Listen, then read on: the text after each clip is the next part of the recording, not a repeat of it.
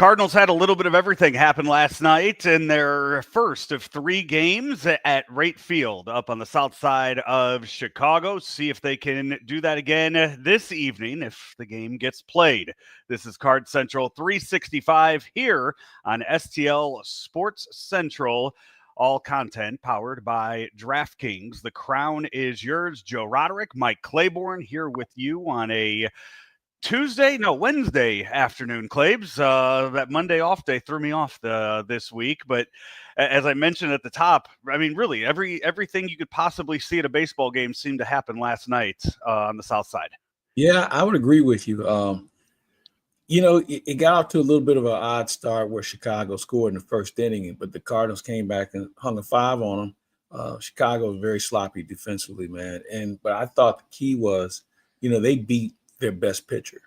This guy had a pretty good run so far, pretty low ERA, and they made him throw pitches. He could not pitch around a couple of errors that were committed behind him, and I thought that was a difference. Defense was solid. Liberatore was really good, but when you look at the White Sox, they are a collection of players. They're not really a team yet. They have some interesting players, but not enough good ones, and you have to take advantage of them. You have Sonny going tonight, so you feel like this is a good chance to go into tomorrow with a sweep, looking for a sweep. But it was a different game for sure.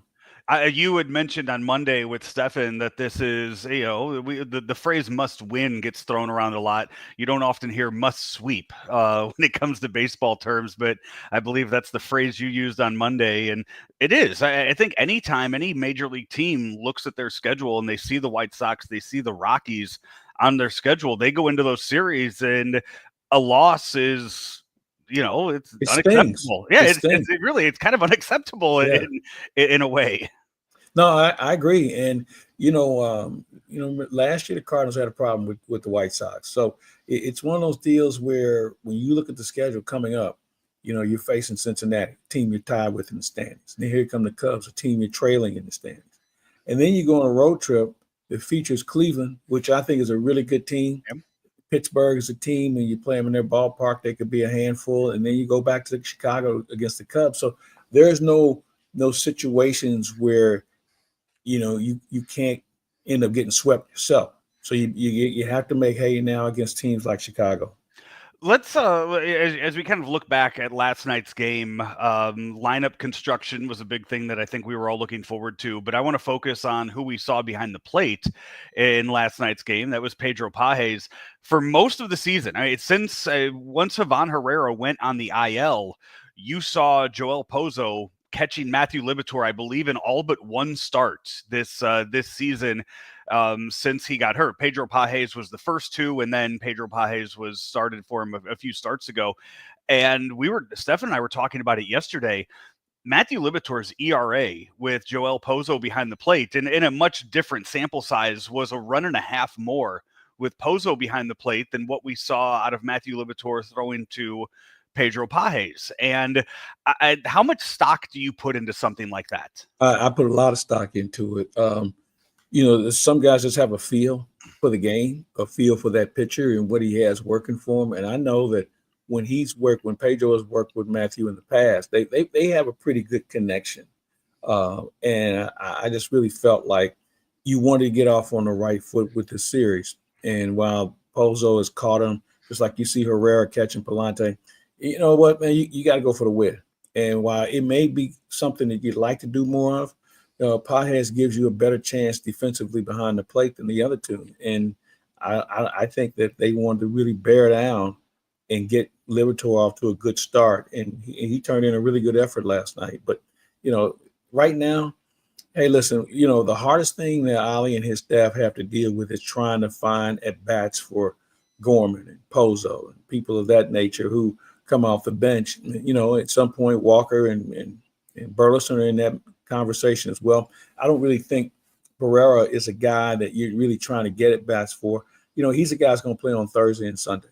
And hopefully he can find a way to stay sharp. But, that's not a pressing need right now. No, it really is a 25-man roster at this point. Barrero is, if he's starting, somebody's hurt, I think, at this point. if he's starting, you're playing an 8 inning game because you don't know if he's going to get on base. Defensively, he's got a good arm. He can be a little erratic from time to time. He can play a couple of different positions, and that's where he's going to make his money at because offensively, he just isn't there. And it's hard for a guy who's a young player to try and figure out how can I take advantage of 3 at bats a week. Yeah, I mean it's hard. The kind of looking deeper into the Pages Libitor thing. When you mentioned, you have to find at bats for Gorman, you have to find at bats now. I mean, with Lars Nootbaar falling to 7th in the lineup, that might make him less of a priority to start every day. When you kind of look at the other options you have, Burleson continues to hit. Jordan Walker on a 4-game hitting streak right now. Gorman hitting, so Donovan can play the outfield. I think in the grand scheme of things, it does kind of force Ollie to start looking at Ivan Herrera back behind the plate, maybe a little more than the Cardinals are comfortable with at this point. Good point. I just don't know if they're at that point yet where they put him behind the plate. I think that the trade-off, and when we start moving people around, Donovan's a better second baseman than he is left fielder. That doesn't mean he can't play it. But I think, for a team that has a lot of pitchers who put the ball in play, you got to have your best defensive players out there. And right now, I don't know how much better Donovan is than Nootbaar because Donovan might be better because Nootbaar has a tough time throwing sometimes. And, it's one of the tough situations that you have trying to find at bats. And maybe it comes down to matchup situations, a ground ball pitcher compared to a fly ball pitcher, what he's done in the past. And one of the other things about it, when you look at a guy like Gorman, he hits left-handers reasonably well for a guy with limited at bats. So you have to take that into account. That's where I think the information comes into play so much more, where you have to really do the deep dive. And this is where players and coaches and managers have that information that we don't have readily available to us and why they make some of the decisions they do. And Burleson, it's same story as last year with Alec Burleson. He kind of forced the hand of having to play him every day. He starts hitting, he forces you to play him and find somewhere to put him on the field. And we're seeing that again, to where right now he's a guy that's right there, middle of your order, and you need to give him as many at bats as possible. Yeah, no, you're right, and especially while he's hot. That home run he hit last night was typical him. That pitch was high, and the one thing he didn't do was drop his hands. He stayed on top of that ball and was able to hit a home run. And the double, or not the double, the one he hit down the line too. I mean, that thing was man, that was a rocket, man. That thing was up and in its face. I should have looked at the exit velocity on that, man. But if that thing wasn't at 109, 112, somewhere in that vicinity, I mean, that was a slow pitch softball type of single down the line. And I was like, the first baseman was lucky that ball didn't find him.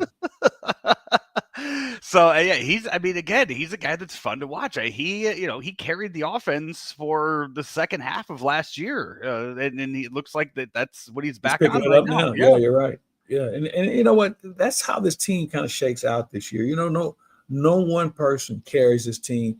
There's a couple of guys that'll pick you up. We saw Contreras do it for a while. Burleson's doing it now. Donovan's done it. Even at one point, we saw Victor Scott II really carrying the bottom of the order and doing some things. So, and I guess that's kind of how you want it. I'm kind of the belief if you get 5 of the 9 bats to show up every night, then you got a chance. When you only have 4 or 3 of them showing up, then it's really harder to do. Victor Scott II with a home run last night off of a position player.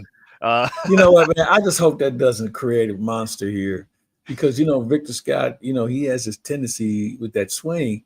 He's in the air too much. Mm-hmm. He's too many pop flies compared to line drives. And, guy hits a home run off of a position player. All of a sudden now he thinks, well, maybe I'll start looking for that pitch more. Well, that pitch is not going to be there for you. Okay. This guy's throwing 40 miles an hour and you just having to jump on one. So you just hope he doesn't start developing bad habits. This is Cards Central 365 here on STL Sports Central. All of our content brought to you by DraftKings, and we are powered each and every day by our friends over at Gray Bar. And right now, over on at DraftKings, if you download the Pick 6 app and use promo code STL Sports, that's promo code STL Sports, you can get $5. You play $5, get $50 back in Pick 6 credits. Better payouts, bigger wins, only with Pick 6 from DraftKings. The crown is yours. Gambling problem? Call 1-800-GAMBLER. Help is available for problem gambling. Call 888-789-7777 or visit ccpg.org in Connecticut. Must be 18 and over. Age and eligibility restrictions vary by jurisdiction. Pick 6 not available everywhere, including New York and Ontario. Void where prohibited. One per new customer. Bonus awarded as non-withdrawable Pick 6 credits that expire in 14 days. Limited time offer. See terms at pick6.draftkings.com/promos. As we get set to wrap things up here, and we'll talk about the game tonight in just a bit, but news coming out earlier today that the Tampa Bay Rays, it looks like they might be getting close to a deal to be sold to a real estate developer in the Jacksonville, Florida area. $1.7 billion for the Tampa Bay Rays. What kind of, and then of course, I mean, we heard the news a few weeks ago. The White Sox are kind of in a transitioning mode in ownership. Very kind of a different situation there than we see in most ownership changes that Jerry Reinsdorf is doing. What do you kind of foresee with those two teams doing what they're doing, with the Athletics moving to Vegas? What kind of ripple effects do you think this has at the moment? Oh, I think it has some things that are taking place. And first of all, I don't know if they're ever going to play in Vegas. I haven't heard about anybody turning over shovel dirt out there yet. And I know for a fact that Vegas would prefer not having. So that situation is still up in the air. But I think for Florida, for Tampa, you get new ownership. Maybe there's momentum to figure a way to be creative and either get a stadium or move to Orlando, somewhere like that. Baseball can survive in Florida. I know some people don't think so. If you put the right ownership there who makes an investment, I think they'll be fine. But I think what it also says is now those other cities who want to be, you're going to have a couple of cities they're going to be part of expansion. So, and it's if you have three teams right now that are kind of in limbo, I mean, expansion kind of takes a back seat, doesn't it? Yes and no. The reason why it takes a back seat because these two teams are current, and that's something that you have to really address now. The reason why they get to take into account, whatever teams come in, they're going to start at $2.5-3 billion. Okay, that's a lot more than a transfer fee of $550 million. Mm-hmm. So they're still there. They are relevant. They truly are.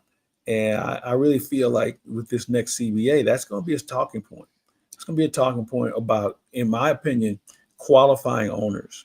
You can't have a guy who's worth $400 or $500 million anymore. I mean, I'm sorry, it doesn't work. This is not your cup of tea. You have to have billionaires owning these teams because of the investments that they need to make in order to remain competitive. So I think both of those situations, while they're different, I think that they are going to have a major role in how things are going to look in the future. Let's throw in the fact that when you have expansion, you'll probably think about realignment. Yeah. And if you do have expansion with the shortage of pitching that we have now, I would predict that we'll have somebody that will break Mark McGwire / Barry Bonds' home run record. And I think you'll have a guy that'll flirt with 400. Wow. The 400 thing is that kind of tells you your thoughts on the lack of arms that we're going to have with more teams in baseball compared to relevant to what we're seeing right now. And here's the other thing. You have to have people who can teach the game. Yeah. I mean, we're running guys out of the game left and right. I mean, you better have somebody who can actually know what they're doing. It's going to be a huge undertaking. Sonny Gray on the mound tonight for the Cardinals. They got the big one yesterday, the first one yesterday, and now they send their ace to the mound to win the series. How does Sonny Gray match up against this White Sox team? Well, this White Sox team is a head scratcher. They're a bunch of free swingers. Sonny's gonna get some guys to chase tonight. I think if he stays out in the middle of the plate, he could be dominant this evening. Having said that, you see the White Sox with just a glimmer of talent that you say, you know what, if they can stay with this guy, he might be okay. So it's one of those deals that you got to get on them early. I don't think you want to let these teams stay around after 3 or 4 innings, because once they feel like they can play with you, all it takes is just one hung slider, one fly ball, or it could be anything. Mm-hmm. And the next thing you know, they're in the game. And you can't let these guys stay. If you do, you're asking for trouble. You can listen to Claibs on the Call tonight with John Rooney and Rick Horton over on KMOX. And after the game is over, you can check out the post-game show right here on STL Sports Central. Matt Rocchio and Stephen Carey are on that tonight as soon as the game ends.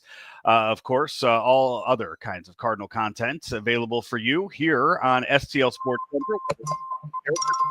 Or Bernie Miklas, whose newest video just dropped earlier this afternoon as well. So lots of Cardinal content available for you here on STL Sports Central. That's going to wrap it up for us today here on Card Central 365, powered by Gray Bar. He is Mike Claiborne. I'm Joe Roderick. We'll talk to you next time right here on STL Sports Central.